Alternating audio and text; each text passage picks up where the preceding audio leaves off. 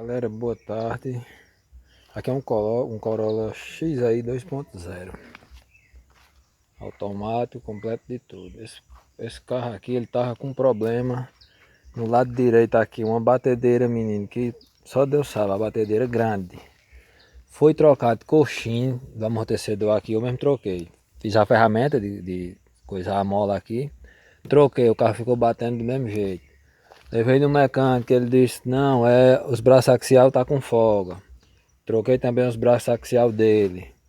Ficou batendo do mesmo jeito. Troquei as bileta, né? Beleta que fica aqui, ó, no amortecedor. Ficou do mesmo jeito. Aí eu mesmo peguei e descobri aí, olhando na internet e tal. O problema do carro é só o coxinho aqui, ó. Só isso aqui. Aqui é o novo, ó, que eu comprei. Só essa borrachinha aqui embaixo, ó. Que dá uma batedeira que você pensa que o carro vai se desmontar todinho. Eu já tava desgostoso já, ó.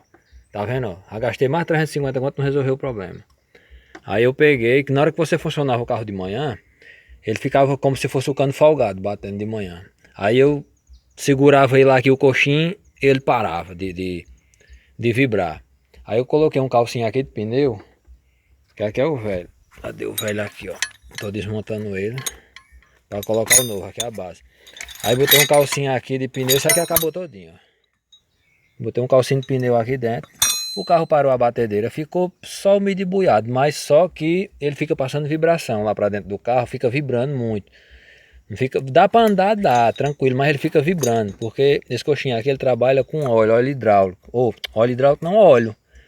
Ele trabalha com óleo, esse coxinha aqui de borracha, para tirar toda a vibração do motor. Aí eu vou fazer agora a substituição aqui. Agora só é foda esse parafuso, porque eu botar uma chave dentro aqui para tirar, eu sofri, viu? Aí o que é que eu vou fazer? Porque eu não tenho a ferramenta, eu vou cortar mais essa ponta aqui embaixo do parafuso do outro lá um pouquinho.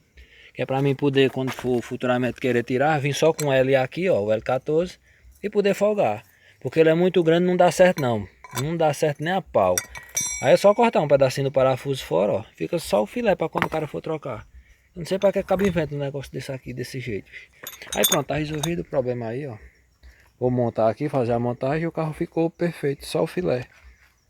É isso aí. Corolla 2011. Primeira. É isso aí.